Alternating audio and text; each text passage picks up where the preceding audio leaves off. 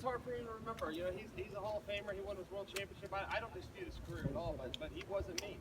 If I would have been given my opportunity before 2005, way back when he did, he never would have been the champion. And neither would the guy with the mohawk and the tattoos on his skull. I would have beaten all of those guys. And those were great fighters, but they weren't me.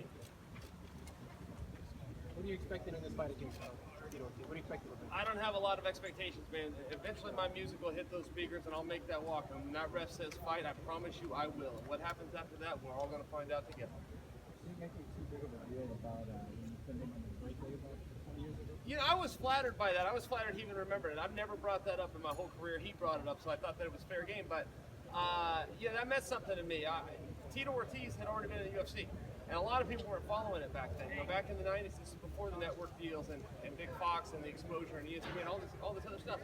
I was following it. My father was following it. We cared about it. We liked it. And it was a big deal to get matched up with Tito. It was very exciting. I was flattered that he brought it up. What do you feel about facing him now?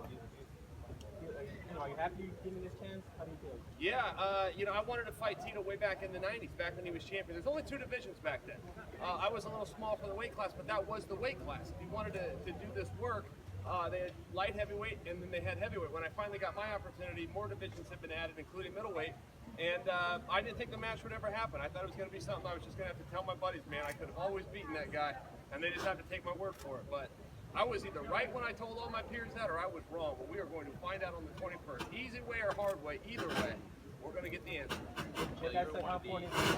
Say again? With that said, how important is this victory in this fight? Man, they're all important to me. I like to win. I'm a competitor. I've never had a fight that I didn't take seriously and that I was willing to do anything within the rules or outside the rules to win. Chael, you're one of the faces of the UFC for Bellator. How's that feel? You know, I'm a fight fan, man. I watch my Mayweather fights. I don't know who the promoter is. I watch the big UFC fights. I watch the Bellator fights. I haven't watched WrestleMania. I usually go live. So I like the competition. I like the production value. It feeds my ego. I could drag Tito outside right now and beat him up, but I would much rather wait until January 21st when millions of people. He says this is probably his last fight to retire after this fight. Is there any added meaning in that view that this one of the biggest 205ers after last fight? Well, he acts like it's his choice. He acts like he's not the first guy that I've retired. It's kind of a foregone conclusion. There's been many other people in my career, but after they get out of there, they say, I'm done. Tito's just going to be one more. Chael, you've never been friends. Why do you think he takes you so personally? Everything you do so personally. Does he really go back to that fight in Vegas? You know, it could have. I didn't know Tito remembered it. I really thought that was a cool thing, you know, for a guy that went on and got in the Hall of Fame. I don't really know what's in Tito's head, and I'm not too concerned with it. All I can do is take care of myself. I've worked hard. I listen to my coaches. I still got a weigh-in in front of me, so I got to go focus on that when I leave here. But I mean, it's business as usual. And they can put Tito in there, or they can replace him between now and then. I will be ready to fight. He's never been as nice as in the lead up to this fight. Are you trying not to talk smack and not to get under his skin? No, I just don't need Tito in this fight. You know, most guys need a dance partner, myself included. But there is no bigger fight than a grudge match, except for a comeback fight. This is a comeback fight. At the same time, it's a retirement fight. The story tells itself. I've got nothing to sell here. This is the first time I'm not in on the pay-per-view. This isn't on pay-per-view. It's live, free, and only on Spike TV. I have nothing to sell anybody if I wanted.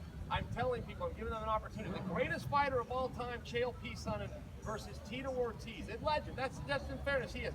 It's all going down. It's going down Saturday night, and it's free. 9 in the East, 6 in the West. How you doing with weight? I got about 11 pounds still.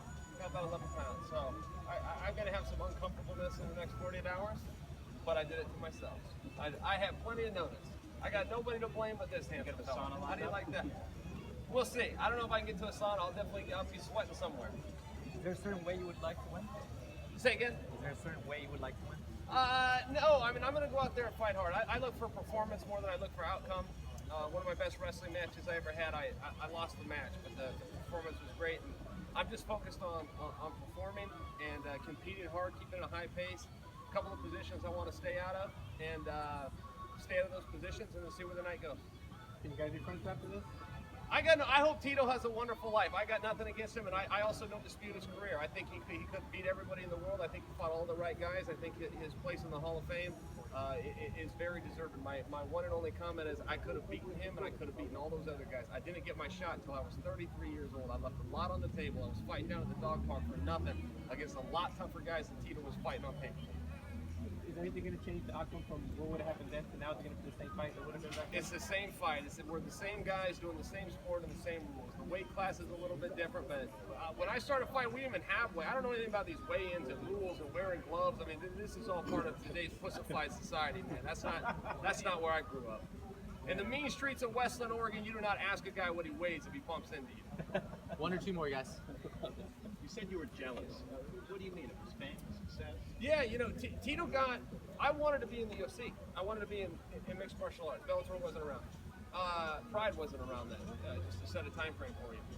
Tito had already been there, and I stayed in college and pursued NCAA goals and Olympic aspirations, and he left school 6 months after I pinned him. He was the UFC world champion. And he was very good. Again, I don't dispute his level of success, but he was not me. I beat him in the amateurs. I beat guys better than him in the practice room. I knew exactly where I stood. There was one guy in the world that could whip my ass, and his name was not Tito Ortiz. It was Randy Couture, and that was the only guy. Chael, after Tito Ortiz, what are your future plans with the Bellator I will be promotion? fighting Wanderlei Silva the next time I see Wanderlei Silva. Yeah. I assume somebody will try to sanction that and put it in a ring. And I don't say that with any bravado, and he will tell you the same thing. If Wanderlei was here right now, I would be fighting Wanderlei right now. Thanks, guys. Thanks, guys. Thanks, Chael.